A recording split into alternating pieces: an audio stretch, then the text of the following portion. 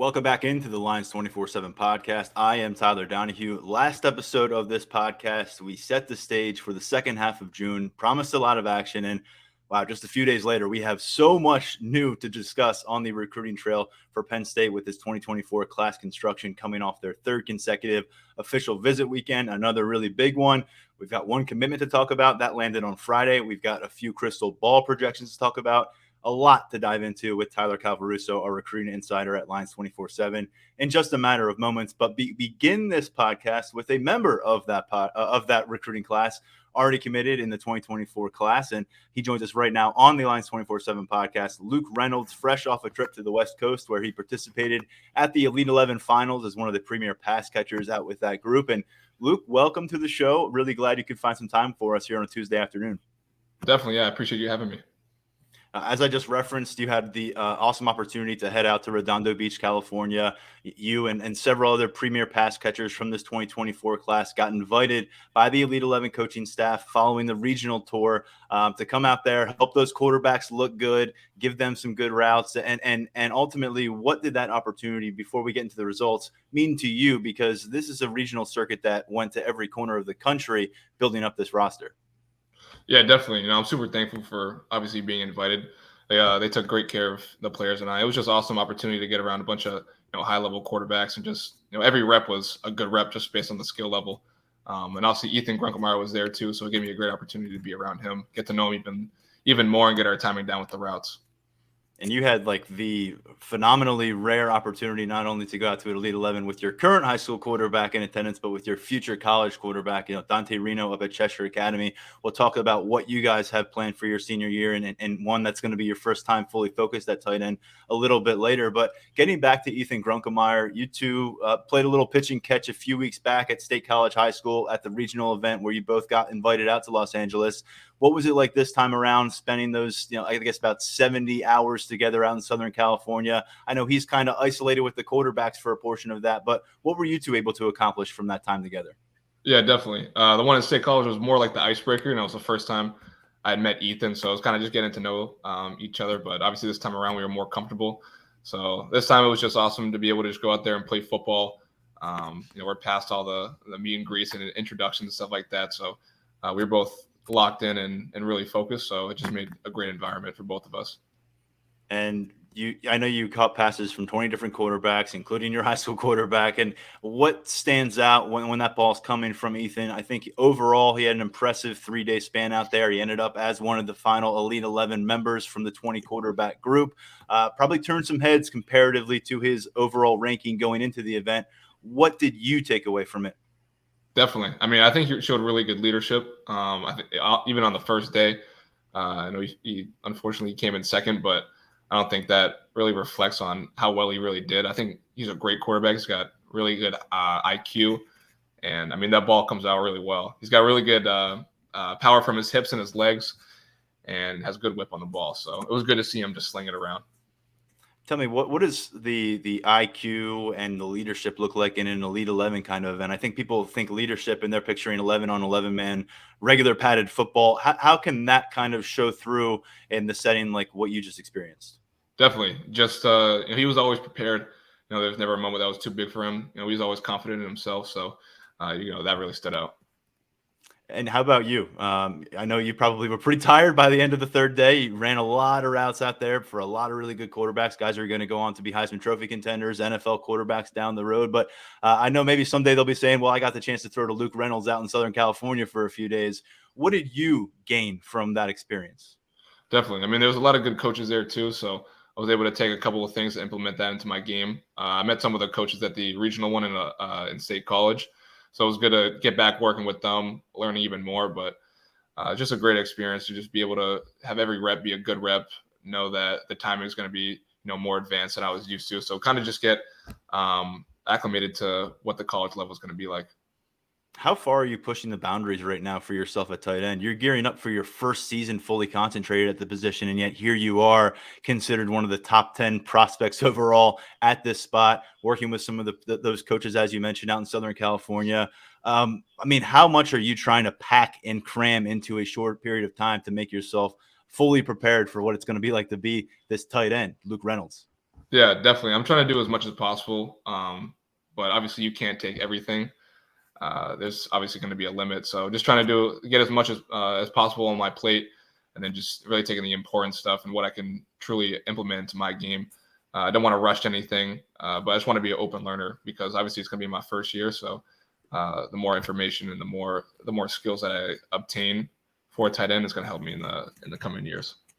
And for those who don't know that, our listeners out there are probably trying to figure out what I'm talking about here. You were focused at quarterback for your football career. That went into last year, your junior season at Cheshire. Tell me what it was like to get to the point where you gave up the football, being the man behind center, and what were the conversations like that led to it? Because this is late in the process to make this kind of a move, and obviously it's paying off in a big way. Yeah, definitely. So yeah, I was a quarterback my whole entire life up until I believe the second game of my last season. So there's another quarterback. His name is Drew Hall. He's a Navy commit, so he was a senior. So he graduated, but him and I we're both playing quarterback, and we're battling, throughout preseason camp in the first week. But I wanted to be on the field as much as possible, and my coaches obviously knew my athletic ability, so they always brought up the idea of me playing tight end or something other than quarterback. And I didn't want to play 50% of the season, so I saw it as an opportunity to get on the field as much as possible, help my teammates out and team as much as possible. So they persuaded me a little bit, but giving it up was tough at the beginning. But obviously, tight end has been just an awesome experience and has helped me with my recruiting. Obviously, like that, I wouldn't be committed to Penn State if I didn't transition to tight end. So I was just looking at the bigger picture, and I didn't want to get tunnel vision playing quarterback. So we're talking about maybe 9 months ago when this move takes place. So what was your college football recruiting trajectory like at that point? Were you getting legitimate interest at the quarterback spot? Were you kind of acknowledging in the back of your head that if football was going to continue at the college level, you'd have to transition to another spot? What was on the table for you, let's say September 2022? Yeah, not a lot, to be honest. There's a little bit of a buzz, but as a quarterback, I think my athleticism separated myself, but it was definitely my release was kind of a little funky. Coaches haven't really seen it before, so I think that was like the one thing that kind of held me back. So I would say they're like lower D1, to D2, D3. Obviously, nothing wrong with that, but not where I personally wanted to end up. So when I saw tight end had different possibilities for me, my quarterback coach, or not my quarterback coach, sorry, my head coach at the time had done that a couple of times, had players that came in as a certain position and transitioned them to another one. So he had always saw the vision. So I just trusted him, put my faith in him, and it paid off. You're talking about looking at options beyond the Power Five, maybe beyond the Division I level here at college football as a junior at the high school level. And now here we are. 24/7 Sports now has you as the number 6 overall tight end in the country, the number 80 overall prospect in your entire high school class from coast to coast, wherever you want to look at it, top 100 guy. When that sinks in, if it has for you, has it come so much faster than you realistically anticipated it ever would? Definitely. Yeah, it definitely has sunk in. But when it did sink in and, I kind of realized what has actually happened, it's still kind of crazy. Like I still really can't fully process it, but definitely did not think it would happen this soon. Obviously just being a quarterback, like I never really had the vision of me playing anything other than quarterback. So when it all started to happen and unfold, it was definitely a surreal experience. Well, I want to get into what you've got cooking for your senior year. I'm excited to see you at tight end, but your team generally at Cheshire Academy should be really loaded. Power 5 guys across the field. I know as a tight end, you're excited to have a Power 5 quarterback prospect getting you the ball in Dante Reno. What kind of fireworks are you anticipating from the team this fall? And individually, what kind of goals are you setting for yourself in year one as this tight end factor? Definitely. Yeah. I mean, our team's going to be definitely fun to watch. So our defense is awesome. We got a lot of great players on that. So they're going to generate a lot of opportunities for Dante and I to push the ball. But yeah, definitely I'm just trying to be as efficient as possible. Obviously, first year playing tight end. So just want to make the most of it, learn, get a feel for the game from the tight end position as a full time, and just do my best out there with my teammates. You mentioned that regardless of what position you were at, your athleticism was standing out to some of those college staffs that were sniffing around even a year ago. Where are you at right now? We've got you at 6'4.5", 220 pounds on your 24/7 Sports profile. Any updates to give us there? And where do you think you'd like to be when you get settled in as a Penn State freshman? Definitely. I would say right now it's the same. But coming into Penn State, my goal is 225. There you go. And we'll talk about it in a moment, but you're 7 months, even less than 7 months now away from joining the Nittany Lions. We'll get to early enrollment in just a bit, but I wanted to go back to your regional camp experience that I got a chance to watch you here at State College, and you spent a significant time working with Adam Brenneman, who many believe was the #1 tight end across the country in his recruiting class, came to Penn State, had early success, ends up as an All-American player at UMass. Projected as an NFL impact player, injuries derail that, and now he's been around as a coach. We see him on the camp circuit now. What was that like for you, working hand in hand with Adam, a guy who understands what it's like to show up to events and carry that kind of a recruiting clout and maybe that recruiting expectation? It was a great experience. He was someone that was really helpful, just working with me throughout that camp. He taught me a lot of great stuff. Obviously, he's been through the process of being at Penn State. So he taught me a lot, and I was really thankful that he was the one that was kind of mentoring me through that camp. Taught me a lot about how to handle myself, how to feel during these reps. Taught me a lot about route running and stuff like that, and just tendencies for defense. So I think that all helped when it came to running routes and one-on-ones. So I was super thankful for his help. And you go to school in Connecticut, and it's about a 2-hour drive. We talked about it's a boarding school. You're home right now in the Boston area. That makes you a New England Patriots guy? Yeah. And I know you were especially stoked then to have that sideline conversation with Mike Gesicki, courtesy of Adam Brenneman's cell phone that day on camp. I know Mike had said hello. You said hello back. Adam Brenneman, the first thing that he told me about you was, I see a lot of Mike Gesicki coming out of high school and Luke Reynolds coming out of high school. What was it like to put face-to-face, I guess, with a guy the Patriots are prioritizing now as a tight end for them, but also someone who has been through the path at Happy Valley and has gone on to do what I'd imagine you want to do and make a lot of money playing professionally? 100%. Yeah, it was awesome. I was so happy that Adam Brenneman had, FaceTimed him, because before he even called him, he had compared me to Gesicki, like tell me how much I reminded him about Gesicki. So being able to talk with him, just get a feel with how he carries himself was great. And yeah, I watched him kill the Patriots when he was on the Dolphins. So having him on the Patriots side now is definitely more beneficial. So it was just awesome. Have you snagged that Gesicki jersey yet? Are you a jersey guy? I mean, not yet. Not really too big into jerseys, but I might have to. Yeah. Well, it's going to be cool. We got Trace McSorley and him reuniting up there. Bill O'Brien, former Penn State coach, some interest up there for Penn State fans this year in New England. Speaking of New England and the tight end position, Andrew Rapplier recently got to town. He was considered one of the top tight end prospects in the class that preceded you for 2023. Getting to work right now, it's a deep tight end room. But do you have any kind of, interactions in the past with Andrew, being from the same neck of the woods, I suppose, and both high caliber prospects at the position? Yeah, so I was at Lawrence Academy these past 2 years. So it was my first year at Cheshire this past year. So I played Andrew in football for 2 seasons and then in basketball for 2 seasons as well. So we didn't really know each other during then, but I got a chance to meet him, I think, a month ago when I was up at Penn State. And we kind of talked about basketball and football, broke it down. So I got a chance to be around him. But no, he's a great tight end. So I'm looking forward to learning and playing alongside him. I love that, because we had Andrew on this podcast a few months back, and he was talking about his competitive drive on the basketball court as well as the football field. Can you kind of give me some recollections of what you saw from Rapplier when you got a chance to go head-to-head with your teams? Yeah, definitely. I know he didn't really back down from anything. So we were both aggressive players. So when I was guarding him or he was guarding me, it was definitely highly competitive. There's some bodies getting thrown around. So it was a good experience playing him. Good stuff. And generally, this Penn State tight end room, Brenton Strange became the 3rd consecutive starter out of that group to be a 2nd-round pick in the NFL. You've got guys like Theo Johnson, Tyler Warren now taking their next step, a young player like Andrew Rapplier joining the mix, and now yourself. I guess this is a 2-parter. 1, how appealing is it entering a room that has this kind of a track record? And 2, is there an intimidation factor? Because I'd imagine when you go down your offer list and you go to those teams' rosters, a lot of those tight end spots don't look like what Penn State has brewing right now. Yeah, definitely. I mean, seeing the lineage of tight ends, makes it so promising and makes Penn State even that more intriguing, just because of the reputation they have with tight ends. But I think Coach Howard does a great job of having a competitive room, but also kind of like that family aspect.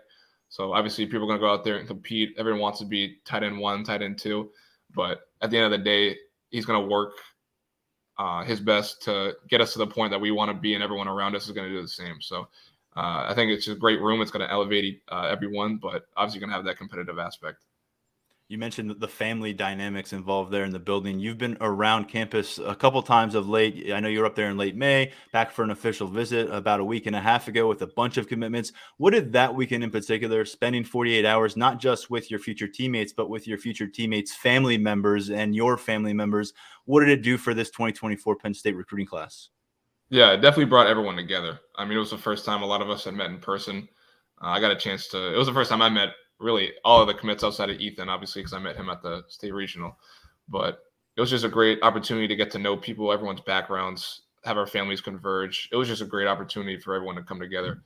But everyone, feels the same way about the family. Everyone's buying into the program. Everyone's excited for them to get started. So it's going to just be a great experience. And this group is definitely special. I think it was like 16 commits on campus. Was there anything particularly that the Penn State staff, James Franklin, support staff, what have you, did that you felt really facilitated that kind of a bonding experience for your group before everyone went their separate ways and left campus? Yeah, he put us in positions just to get to know each other. Like, he didn't really isolate anyone. We were doing photo shoots or meetings. We were all together, so we were just get together the whole weekend. So it just kind of made us come together. So yeah, did a great job with that. It's also a great opportunity to get some scheming done as a class. I know you guys operate a lot through your text threads, but you want to fill out the remainder of this group with some high caliber players. I'm going to bounce into that conversation a little bit later here on this show when you leave. But in your opinion, is Penn State on the verge of really an explosive finish to June and what this class is about to become? Yeah, I believe so. I definitely believe so. I think a lot of people are realizing the impact Penn State has on people and the possibilities Penn State has in the future, especially with this class. So I think a lot of people are starting to realize, and I think we'll be coming in soon. Any players of particular prominence on your list of kind of wants out there right now? There's definitely a couple. I won't list names, but there's definitely a couple.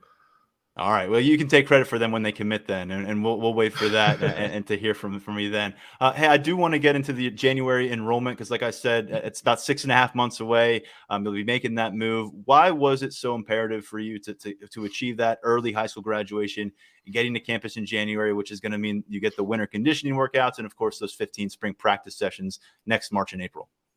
Yeah, just being acclimated to the college workouts and environment is going to be super big.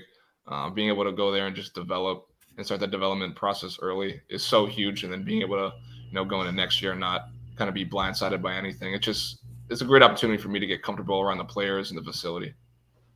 And I guess, do you have opportunities to get back to campus? Are you anticipating that chance? I know you have some Saturday games here and there, but do you have any games circled that you want to see Penn State play in person?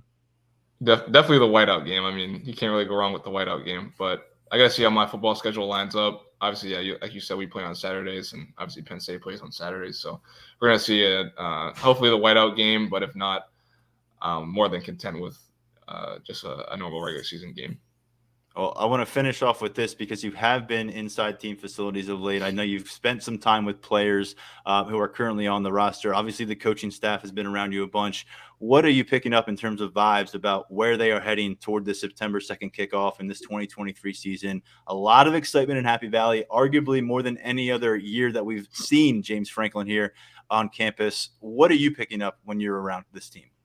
Everyone's excited. Everyone's really anticipating a big season. Got a lot of young talent on both sides of the ball. So everyone's really looking forward to seeing how those guys have developed in the offseason and are going to translate to the game. So a lot of people are really excited and can't wait to watch the team. All right, good stuff. Luke Reynolds, thank you for all your insight on the trips to LA and then the trip to State College. We appreciate it all and wish you well. Enjoy your summer at home in Boston, and good luck with getting back to school in August back up in Connecticut. Really excited to see what you have in store for your senior season. Awesome. I appreciate it. Thank you for having me. I appreciate it. Absolutely. We'll do it again. Take care. Good stuff from Luke Reynolds, who we'll be talking about on this podcast for years to come. I'm pretty confident about that. A big senior year ahead for him and a big week behind him out at the Elite 11 finals in Redondo Beach, California. Full coverage of that, by the way. A bunch of stuff on Grunkemeyer, and there's been a lot of feedback on Luke Reynolds from our staff at 247 Sports. It's across the network. It's at Lions247.com as well. Let's get into a lot of recruiting conversation. We spent about 45 plus minutes last Thursday breaking down what to anticipate from the second half of this month with Tyler Calvaruso. We're working our way into that second half of the month now, Tyler, and certainly we're beginning to see the dynamics change. We got a commitment to discuss on Friday. Let's start there. And we have a bunch to talk about because there may be more commitments on the way by the time people sit down and listen to this podcast. Yeah, it's definitely a possibility the way things are trending right now. And just circling back to Friday's commitment, 4-star safety Vabu Torre from New Jersey was a really good get for the staff in the regard that he has been one of their top safety targets really for the duration of this cycle. It's really been DeJuan Lane and Vabu Torre high on that board for months now, and Penn State was able to go out and close on both of those guys.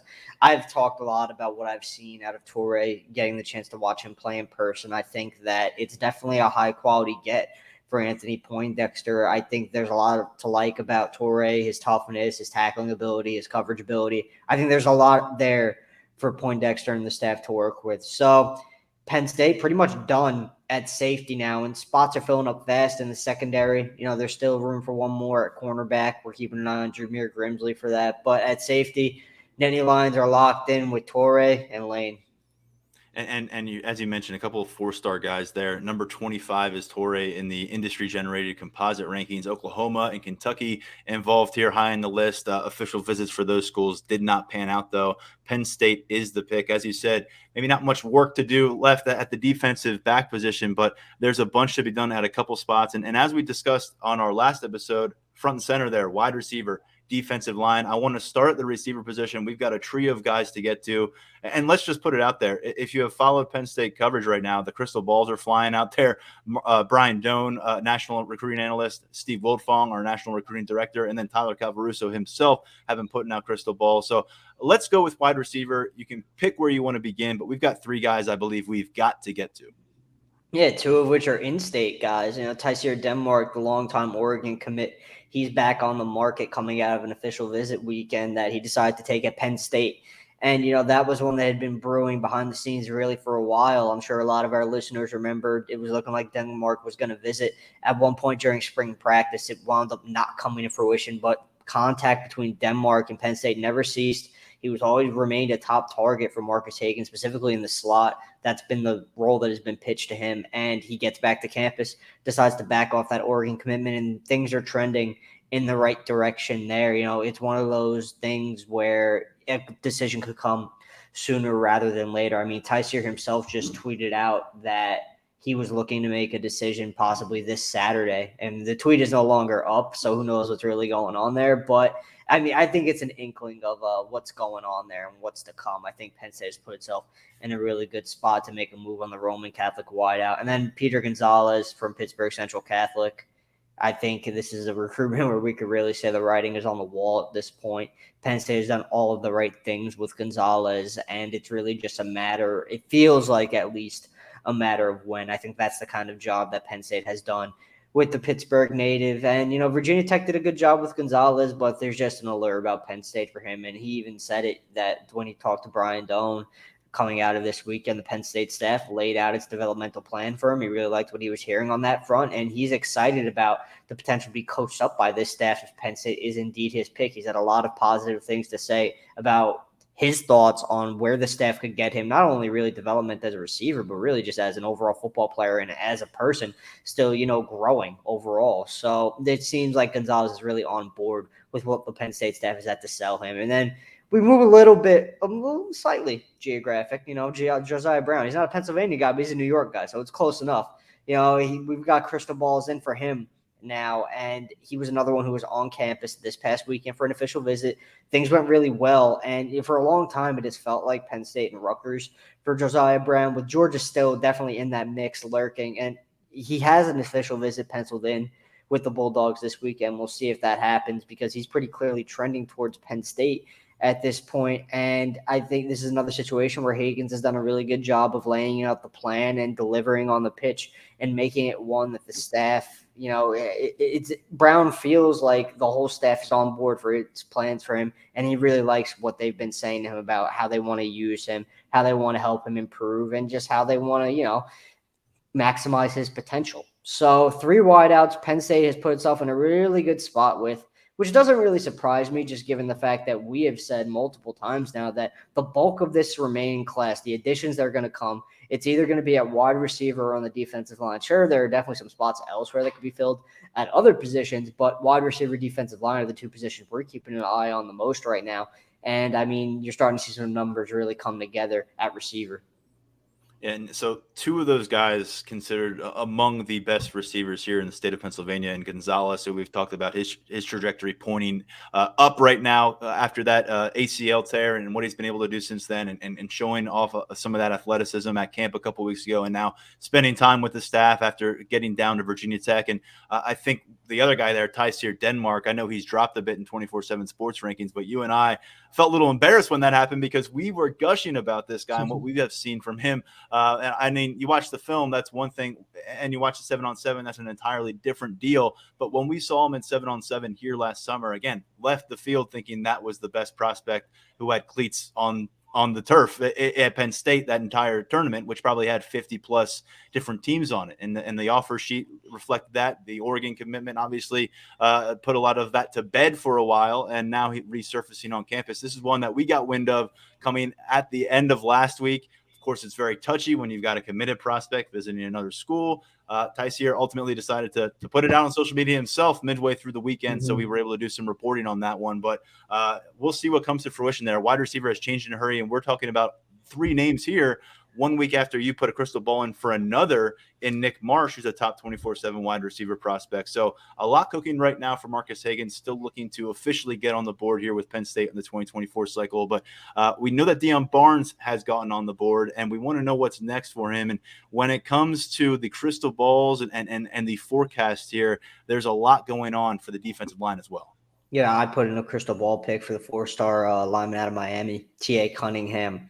I believe that was Sunday night I did that. Either Sunday, like I said on the last podcast, I don't even know the days at this point anymore. They're kind of just all meshed together. So whenever the pick went in. I don't really remember the day at this point, but it's in there. So if you want to go look for yourselves, our listeners, I definitely encourage you to do so. But we're feeling pretty good about that one coming out.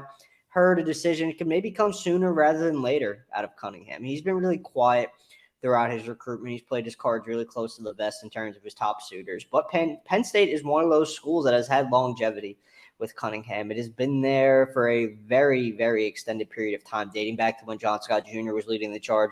Now Deion Barnes taking over. And, it's like I referenced last week, there were some questions about how would Penn State hold up in wake of the coaching change with Scott going to the NFL. Didn't impact its chances negatively in any way. Now looking back at it, Deion Barnes has done a really good job. Really comfortable relationship between those two. So I've got the crystal ball pick in for that.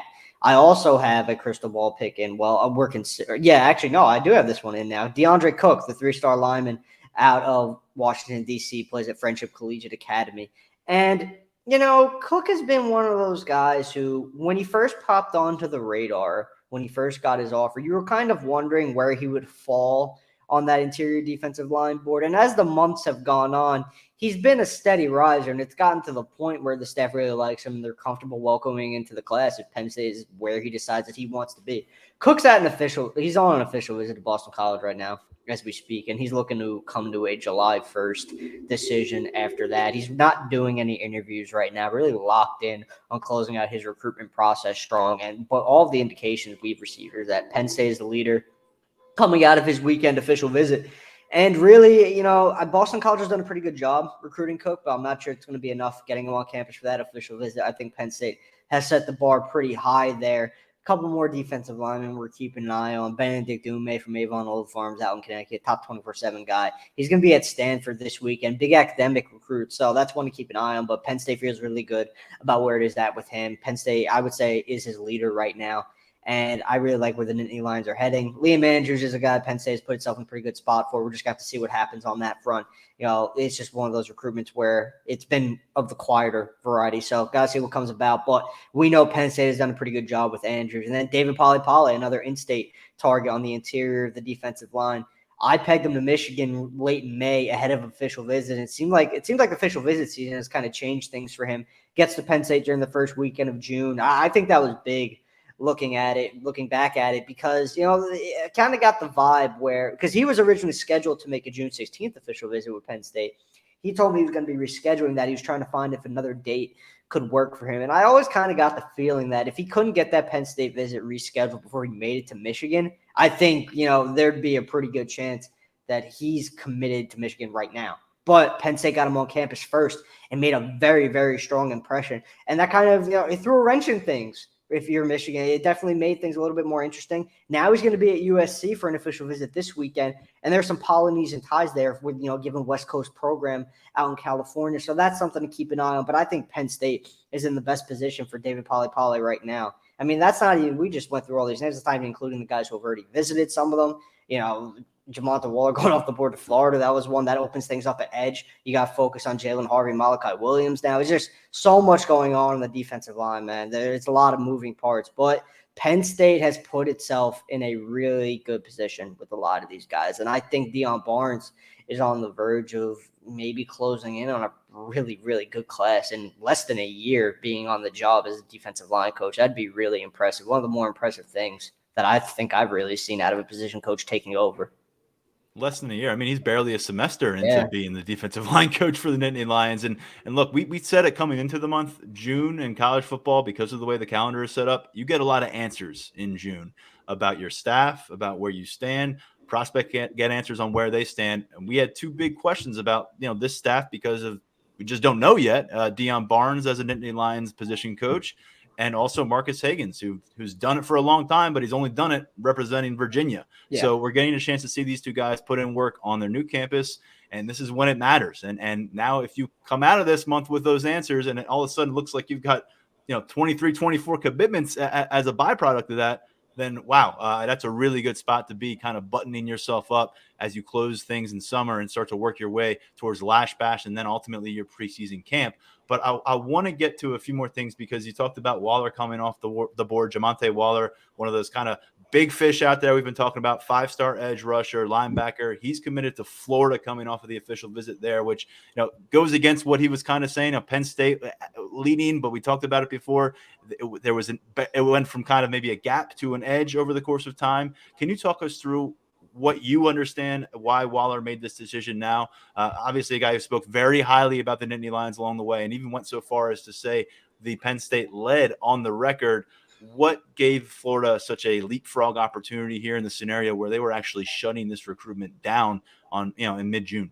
Before I get into that real quick, Tyseer just said he will be announcing his commitment tomorrow at 6, not Saturday at 6. So it's looking like the in-state Wild's going to have a decision tomorrow. But back to Waller. Unless that tweet's deleted by the time this podcast it's not. It's been up for 5 minutes now, so I think it's going to stick. I'm pretty confident. All right, well, we'll stay tuned on that. We know where the crystal balls are pointing, and it's we're bracing ourselves for a busy week here. So live update from Tyler Calvaruso there. But sorry, I forgot what I even asked you. I hope you remember. No, man, we're on Jamonta Waller now, who I know a lot of Penn State fans were disappointed that it didn't work out in Penn State's favor. There's a lot of excitement about Waller and Penn State's chances, and I didn't really ever play into that excitement. I feel like I was more on the pessimistic side with Waller really throughout his recruitment. For me, it was just kind of a logic thing. SEC kid, growing up in Mississippi, gets a chance to play an SEC program with one of his best friends, nonetheless, who is committed to Florida. So I just think that really it was an opportunity Waller felt that he couldn't pass up. I think Penn State did a really good job with Waller, and I mean, they're not going to stop talking to him. Florida has a tough schedule this season, and it's not going to be easy for the Gators to maintain momentum on the field, at least not right away. Billy Napier's doing a really, really good job on the recruiting trail down there this summer, though. So credit to him for that. Credit to him reeling in Waller and Amaris Williams, two guys who were really high on the Penn State board, and now they're both heading to Gainesville. So that staff deserves a lot of credit. And it really just comes down to, Penn State.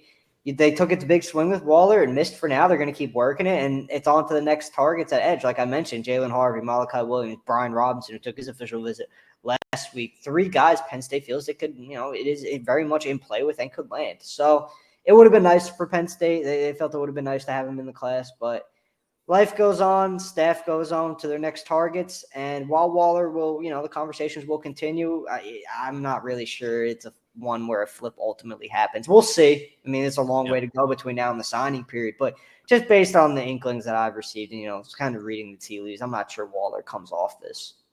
Yeah, important for Billy Napier to bounce back 6-7 in year one with the Gators. They've got momentum brewing on the recruiting trail right now, but on field will matter there in Gainesville. Mississippi prospect is Waller. Let's keep our focus to the Southeast because Penn State actually lost a commitment at the end of last week too. I don't want to completely ignore the fact that Derek Plaz came and went from this recruiting class. About a 2-week stay in between.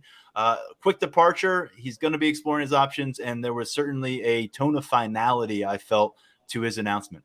Yeah, another one who I don't think will be circling back to Penn State. And it's really just, he played it very well. Derek Plaz handled this situation very well, very upfront and transparent with the staff. And, James Franklin and his staff, it's long been the philosophy where they really make sure that you want to commit before you commit. I don't want to go as far as saying he kind of tries to talk kids out of committing, but he really does emphasize making sure that kids are ready to pledge to Penn State. Here's what he does not, and this staff, they do not want commitments with caveats. They want just firm. They don't want, hey, I'm committed to you, and here's my travel itinerary for the next month. I'm going to these 5 schools. They don't want commitments with caveats. No, and that's a great point because you're in the official visit setting because Plaz committed during his official visit, announced shortly after he left campus. You're in that setting, and it's like you're telling the staff you're not going to take any more visits, and it sounds all well and good.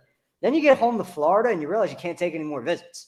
And, it's kind of one of those things where it's like, did I rush into it? Should I have explored my options a little bit more? Those were the things that drove Derek Plaz to this decision. And like I said, he handled it the right way. He was very upfront with the staff, and that was definitely appreciated. And another situation where you just turn your attention to the next group of targets. Ethan Callaway was a 4-star tackle on campus this weekend. Penn State did well with him.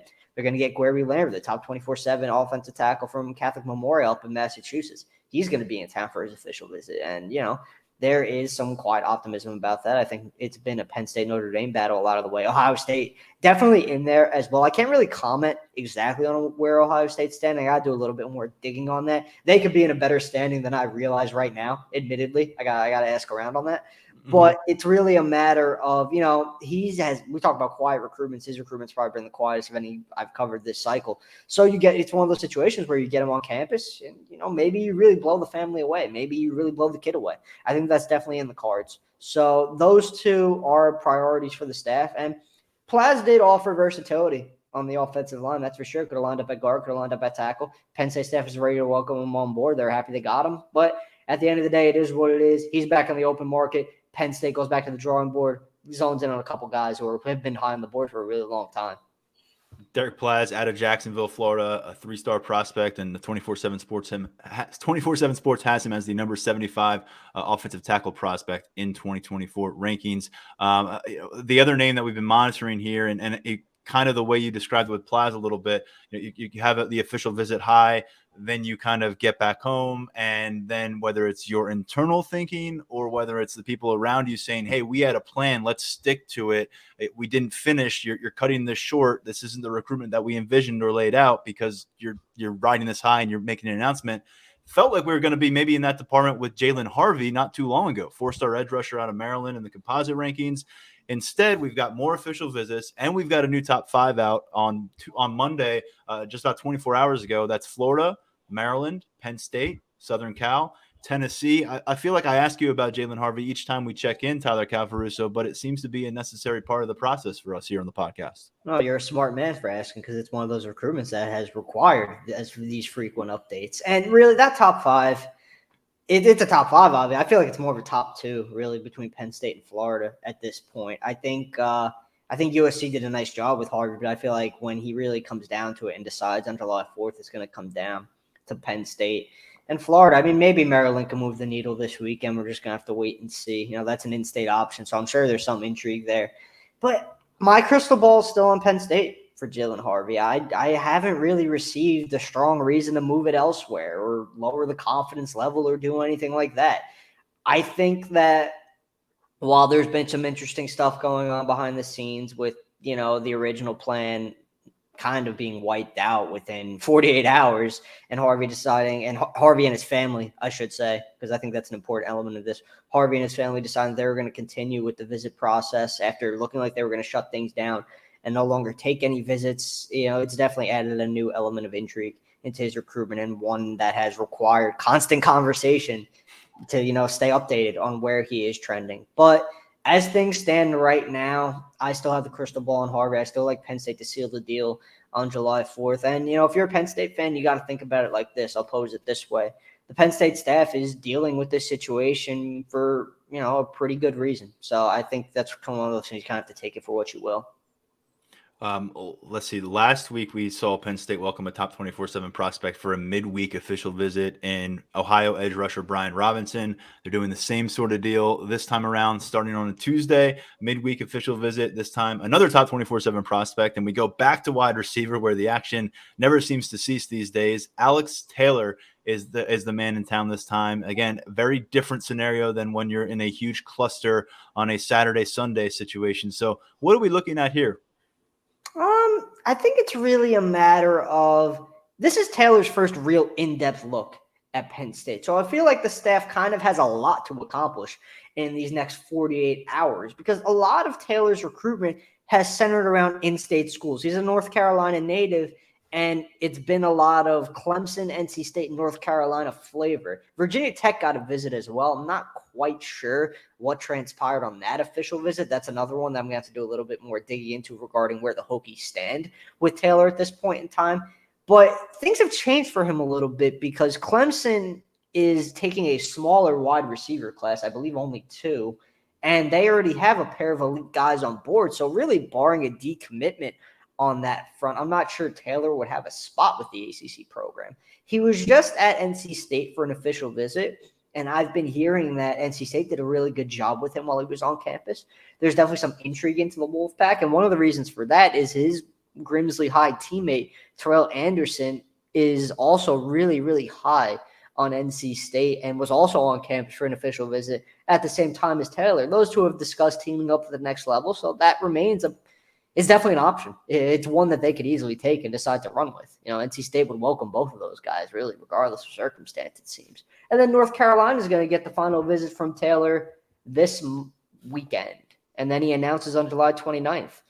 So really, it's going to come down to him taking the next month after that North Carolina official visit to sort through his options and decide what the best fit for him is. As a player, I feel like I should get into that because Taylor hasn't really been a hot topic of conversation among us. He's got some big playability. There's some intrigue there. He's a good route runner. The main thing that I see out of him on tape is he can line up all over a formation, inside, outside. So that versatility definitely helps, Marcus Higgins and the pitch and how you can utilize him and get the ball in his hands. So it's one of those recruitments where we haven't talked about it a whole lot, but now he's in town. So we really got to zone in on what comes out of this visit because he's kind of in like a different group on the board if you think about it. He hasn't really been mentioned a lot along with a lot of the top names we've discussed, but that's because he's more of an out-of-state guy, essentially an out-of-region guy being down in North Carolina. It depends how you want to classify the Carolinas, but, he's not in the same ilk as a lot of the guys Penn State has been after at the position. So Alex Taylor, definitely a name to know now that he's on campus, and we're just going to have to see what comes of his official visit.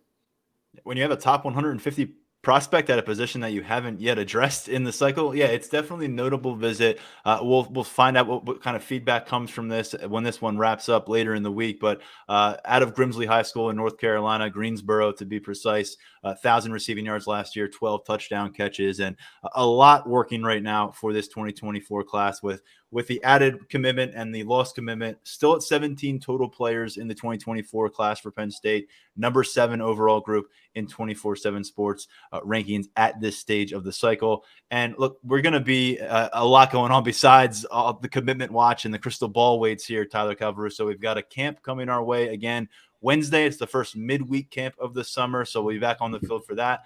Thursday, we got Lift for Life, which is not recruiting related, but we'll have a chance to talk to Penn State staff members, some Penn State players for a wonderful annual cause here on campus. So we'll be back on the practice fields again Thursday. And guess what? We'll do it again Friday. 3 straight days. Our 24/7 Sports team will be out at Penn State turf, and we'll be at the intramural fields for Friday. We got 7-on-7 tournament to see on Friday. We got another big man challenge to see on Friday. Unfortunately, hopefully you followed our coverage last Friday. I thought Daniel did a great job with his notebook for 7-on-7. I was able to put together some things on what I oversaw from the offensive lineman working with Phil Troutwine for some extra time. But there were a bunch of different lightning delays on Friday. Unfortunately, that impacted some of our ability to cover the event and just the event itself. So hopefully this Friday more of a clear kind of run through like normal. We get a chance to report on all those things, but that's what's cooking. And we've got the official visit weekend coming up. It's the fourth and final one of the month of June. So Tyler, what's on your radar, commitments aside, crystal ball projections aside,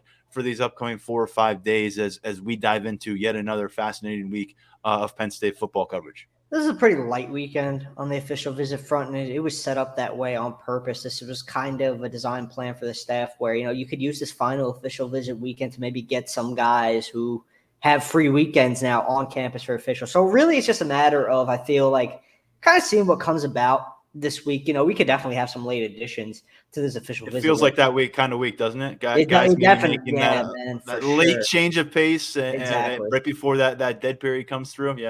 Yeah, I mean, we already have an example of that with Jeremiah Smith, the 5-star wideout he's not coming anymore. He's going to be at Miami this weekend instead of making it to Penn State. So, yeah, you chuckle for a good reason there. I never thought he was going to make it. We hardly knew you. Yes. I never thought he was going to make this visit. It just didn't – I never got that vibe.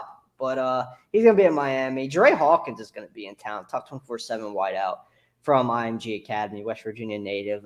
Conversations with him are still ongoing at this point, it seems. And with Penn State getting a little bit more crowded at wide receiver, I think it complicates things a little bit further regarding his standing. So that's another one where we're going to just have to keep our ears to the ground and kind of get a feel for where Hawkins is at on the board, where the stat. You got to keep in mind, again, it depends who you talk to, really, because there are a lot of people inside of last year who were definitely high on Dre Hawkins. But at the same time, there are some concerns, and I view them to be legitimate. He is on the smaller side. He's not even as big as KJ Hamler. So it's definitely a different kind of receiver compared to what Penn State has been going after elsewhere in this class. So really, beyond Hawkins, and Lambert, we already touched on him. This was originally going to be a bigger weekend. DeAndre Cook was originally going to be here this weekend. Josiah Brown was originally going to be here this weekend. Those guys have already completed their official visits. So it was always going to be a smaller weekend, but now it's even smaller. So it's kind of just really keeping an eye on what pops up at this point.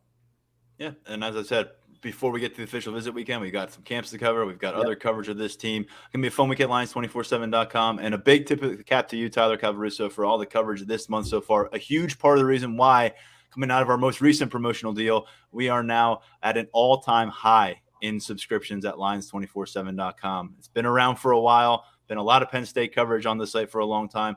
Right now, we are at an all-time high in subscriptions. So thank you to everyone who has jumped on board. For those of us listening episode by episode, I know you love the insights you get here. I hope you love them.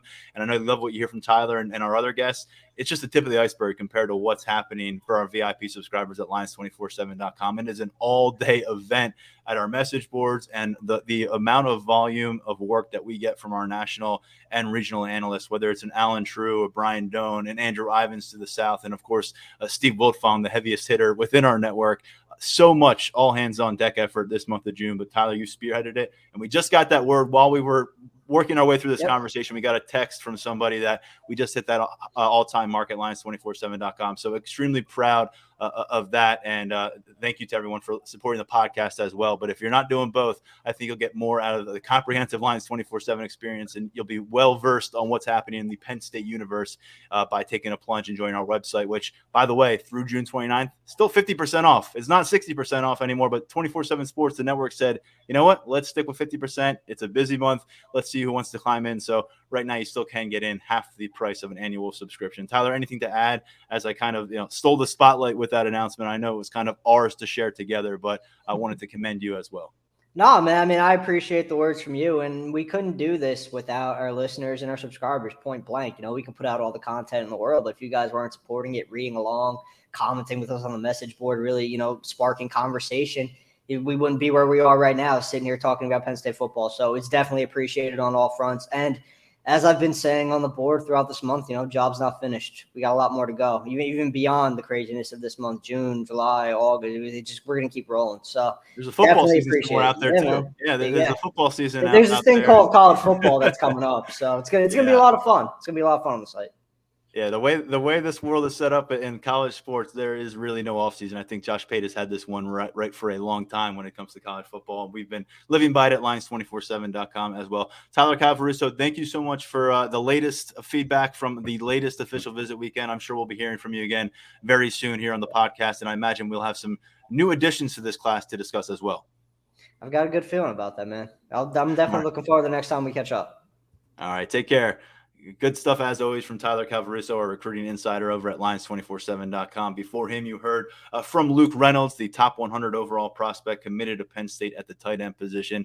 Really appreciated his time coming off that trip out west. For now, stepping aside, as I said, follow Lions247.com. The rest of this week, we're on the Penn State practice field Wednesday, Thursday, Friday, different events, camps, 7-on-7 tournaments, big man challenge, and then this official visit weekend. So no time to look away right now if you want to follow Penn State recruiting and Penn State football coverage. We'll continue doing it here on the podcast and over at the site.